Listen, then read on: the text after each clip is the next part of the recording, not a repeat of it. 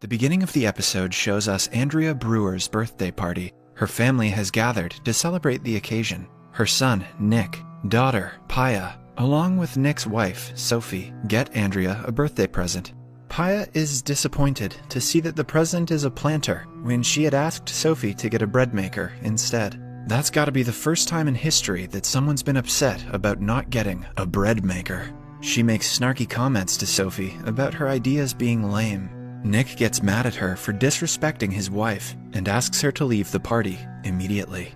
Nick and Sophie's sons, Ethan and Kai, look at the adults fighting in horror. Paya embarrassingly leaves and goes to a club. She drinks a lot and dances wildly to forget what happened earlier. Sometime later, she is in the club's bathroom, texting a man named Woody, who she matched with on a dating app. She texts him to meet her, but accidentally drops her phone in the toilet when she gets up to flush.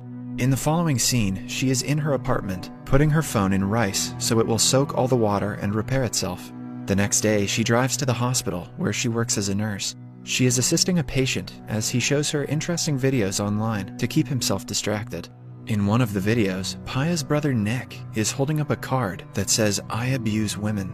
He then holds up a different card that says, "At 5 million views, I die." He appears to be beaten and scared, as if someone is making him hold the signs.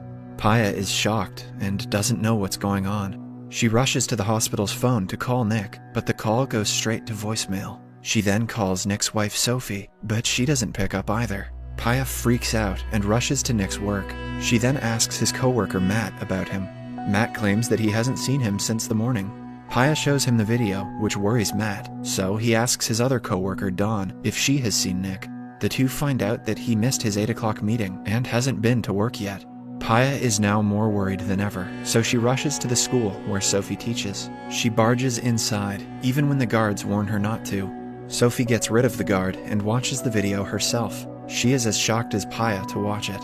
According to her, Nick left for work as usual in the morning, so the video makes no sense. The two then go to the police to file a missing report. On their way, the views in Nick's video reach 9,000 and proceed to increase rapidly. The case is handled by a police detective named Roshan Armiri. The detective asks them several questions about Nick and focuses on the part about him assaulting women. Sophie calmly answers all his questions, but Paya gets annoyed. She and Roshan seem to know each other, but do not act on the fact. Sophie gets a call from her older son Ethan and goes back home to her children. The boys are distressed to see the video of their father. Ethan is on his tablet trying to access the Find My Fam app, which might show where Nick is. However, the app cannot find his location because his phone is turned off. The video has reached 300,000 views in just a few hours, and everyone in the comments is calling Nick a monster. Sophie tells the kids to not watch the video anymore, and to not go to school for the time being.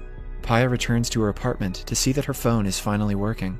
She finds a voicemail from Nick, in which he apologizes for their fight the previous day, and says there are things he needs to talk about with her. Paya plays the voicemail on repeat while driving to her mother Andrea's house. She asks Andrea if she hasn't talked to Nick that day, but Andrea says she hasn't. Paya opts to not tell her about the situation, so she wouldn't worry. Just then, she gets a text from Sophie asking her to come to the police station immediately. There, the two find out that another video of Nick has been uploaded to the website. In this one, he holds a card that says, "I killed a woman." Since the case has turned to homicide, Detective Roshan's competitive colleague, Detective Zach DeLuca, is added to investigate the case. After watching the video, Paya immediately recognizes that the first two signs were in Nick's handwriting, while the third one is not. Luca believes that the video might be a confession and asks the women if Nick is known to be violent. An enraged Sophie tells him that Nick wouldn't hurt anyone, man or woman. Paya also retaliates, saying Nick is the victim and the detectives should do something before the video reaches 5 million views. When Sophie and Paya come out of the police station, Paya shows Sophie the voicemail she received and asks her if she should show it to the police. But Sophie wants to keep the mail on the down low because Nick sounds apologetic in it, which wouldn't help their case as the police already suspect him to be a murderer. As they talk, Sophie gets a call from a journalist who wants to interview her. The two get more nervous because of the call. The video now has over 1.5 million views. A nervous Paya goes to her computer genius friend, Vince, and asks him to somehow find Nick's location. Vince says that finding out Nick's location is beyond his reach, but he has created a subport where people from around the world are investigating Nick's case and helping to look for him. Paya doesn't believe that a mere website can find her brother, but appreciates the help anyway. After that, she makes her way to Nick's house and is approached by a reporter outside. Paya yells at her to stay out of the private property and goes inside. A disappointed Andrea confronts her for keeping Nick's disappearance from her. She apologizes and checks up on Nick's son Ethan, who seems to be calm and playing games at this time of crisis. When Paya goes back to her apartment, the video has made the news because of its popularity. Suddenly, her hacker friend Vince arrives with important information.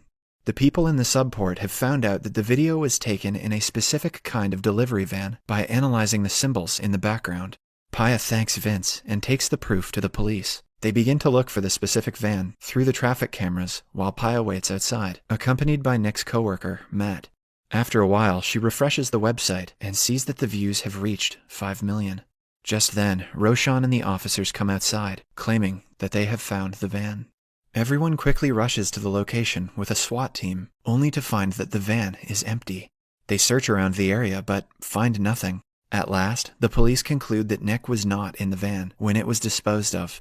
Back at the police station, Luca assigns tasks to all the officers involved in the case, but excludes Roshan because he is not from the homicide department, and his services are no longer needed. When Roshan tries to retaliate, Luca asks him to accompany Sophie to her home.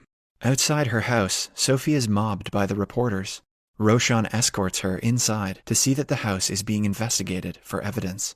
Several police officers spread around, looking for any significant clue they can find. The kids ask Sophie if Nick has been found, and she assures them that he will be back soon.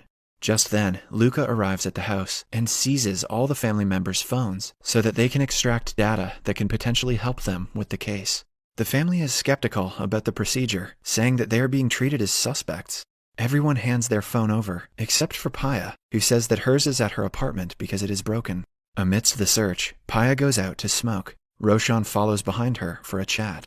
As the two talk, we find out they have been chatting with each other through a dating app for a long time. In fact, before Paya's phone dropped in the toilet, she was planning to meet Roshan. She asks him to keep her in the loop with anything that happens with the case. However, Roshan reveals he has been removed from it because he is from the missing persons department. He suggests Paya request the sergeant to put him on the case, and Paya agrees. Later, Roshan is searching the house on his own when he sees Ethan in his room with a tablet. Ethan says that it was his father's old tablet that no one uses anymore. Roshan still asks for it to see if it has something important on it, but Ethan insists that he needs it to monitor the search. He explains that Nick's case has grown so popular that people have established an app called Geonicking, dedicated to his search. In the app, people go around areas in the city where Nick can potentially be found and search for him. The areas that have already been searched are marked off the map in red. This piques Roshan's interest, and he takes the tablet for himself. He then goes to the police station and shows the app to the sergeant, but she is not in favor of involving the civilians in the search. Roshan also shows her the text messages that were extracted from Ethan's phone, where he talks about a big fight between his parents. When Roshan walks outside of the sergeant's office, Detective Luca condescendingly asks him to go home. Roshan then makes his way to a site that hasn't been searched through geonicking, and finds two teenagers searching for Nick's body. With no progress, Roshan visits the mosque and then his home. His parents had seen him in the news earlier, and are proud of him for working on such a big case. They ask him when he is going to be promoted to the homicide department, but Roshan dismisses the question. The following day, Sophie makes an official statement to the reporters, asking Nick's kidnappers not to hurt him. Later, Paya asks Roshan to meet her alone in his car and shows him the voice message Nick had left her before his disappearance. Roshan is annoyed with her for not providing them with the information sooner, but Paya defends herself by saying they can go through her phone now. He asks her what problem Nick wanted to talk to her about, but Paya doesn't know either. Roshan then goes to the sergeant and tells her about the newfound information. He also comes clean of his relationship with Paya before Nick's disappearance. After that, he returns back to his desk, only to find the pictures from his dating profile pasted all over his station. Luca laughs at him for it. An enraged Roshan blames him for being discriminatory towards him because of his religion, but Luca claps back, saying that Roshan is not a team player and is using this case to get promoted. The next day, Nick's bike is found by the side of a secluded road. The police rush there and investigate the scene. Soon, an empty syringe is found nearby. They conclude that it was used to kidnap Nick. After the investigation, Roshan goes to Sophie's home and is received by her mother Ruby. He informs the family about Nick's bike being found and asks to speak to Sophie in private. He asks her about Nick's voicemail to Paya, to which she reveals about their fight the night prior. Then, Roshan inquires if Sophie and Nick were facing some marital issues before his disappearance. Sophie, unsettled by the question, claims that the status of their relationship has nothing to do with Nick's disappearance. Roshan gets suspicious and directly asks her if she knows where her husband is. Sophie looks at him in disbelief and asks him to get out of the house. Next, he goes to Paya's apartment to find her observing the geonicking app. He asks her about her fight with Nick, only to be dismissed. Eventually, she tells him that she and Nick are closer than most siblings, but he had been acting differently for the last few months. They got in a fight because she called him out on it. She also reveals that on March 16th, he came to her with bruises and told her to keep it a secret from Sophie. As they talk, the geonicking app shows Nick's body has been found. Roshan and Paya quickly rush to the location, where a crowd of people surround Nick's body. However, getting closer to it, they see that the body is just a mannequin with Nick's face pasted on it as a joke. After the incident, Roshan drops Paya off at her apartment, where Nick's coworker Matt is waiting for her outside. She and Matt go inside as Roshan drives away. At night, the detective uses the Find My Fam app to look where Nick was on the 16th of March. He finds out he was at a bar and visits the owner the following day. While watching the CCTV footage, he sees that Nick had gotten into a fight with an unknown man that day. Later, he calls Paya to the police station and shows her the video of the fight. Paya sighs in relief that they finally have a lead and thanks Roshan for working hard on the case. After Paya leaves, Roshan presents his idea about the geonicking to Luca, who dismisses him at first but agrees to go on a search anyway. They reach the woods by an abandoned road, where Roshan finally finds Nick's decaying dead body in a nearby river. In the following scene, we see Roshan walk up to Paya in her apartment and inform her of the dead body being found. Even though Paya had anticipated this, she breaks down crying on the floor, mourning her brother's death. The next day, Roshan is welcomed into the police station with applause. The sergeant promotes him to the homicide department, and even Luca praises him for his good work. He then helps his coworker to go through Sophie's socials. While working, Roshan notices a picture of Sophie with a man who looks like the guy Nick got into a fight with at the bar. A surprised Roshan rechecks and confirms that it is the same man. In the following scene, we see Sophie at the police station. Roshan officially informs her of her husband's death. She freezes on hearing the news and asks the detective how he died. Luca reveals that he had head trauma, but the cause of death hasn't been confirmed yet. She sheds a single tear and asks them who was responsible. Luca then shows her the footage of Nick's fight with the man and asks Sophie if she knows him. To their surprise, she lies and says she doesn't. Then she is shown a picture of them together. So, Sophie finally admits that the man is her former colleague named Curtis Hamilton. She claims they are just friends and co-workers, but after her first lie, the detectives find it hard to believe. Later, she returns home and sits all of her family down. She finally reveals to the kids that their father is not returning home. All of them burst into tears, grieving Nick's death. Then, we see Paya at the police station, demanding Roshan to let her see her brother's body. However, she is not allowed to see him until the postmortem. Back in the house, Sophie tells her mother that she was asked about Curtis by the police. When she reveals that she referred to him as just a friend, her mother looks at her in disbelief. It is clear that something was going on between the two. Sophie cries, saying that if Curtis is the one who killed Nick, it will be her fault. As they talk, Paya arrives at the house, asking if she can sleep for the night. Sophie invites her but doesn't tell her anything about Curtis. Then, we are shown a flashback of Nick and Sophie's last wedding anniversary. They had a party that they enjoyed to the fullest, but by the end of it, Sophie received a text from Curtis that said he could not stop thinking about her. Sophie's demeanor changed after seeing the text. That night, she came clean about her 3-month affair with Curtis. Nick was furious at her.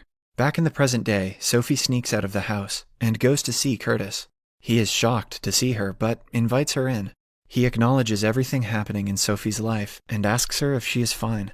Sophie instead asks him why he met Nick without telling her. Curtis replies that Nick messaged him out of the blue and asked him to meet at the bar.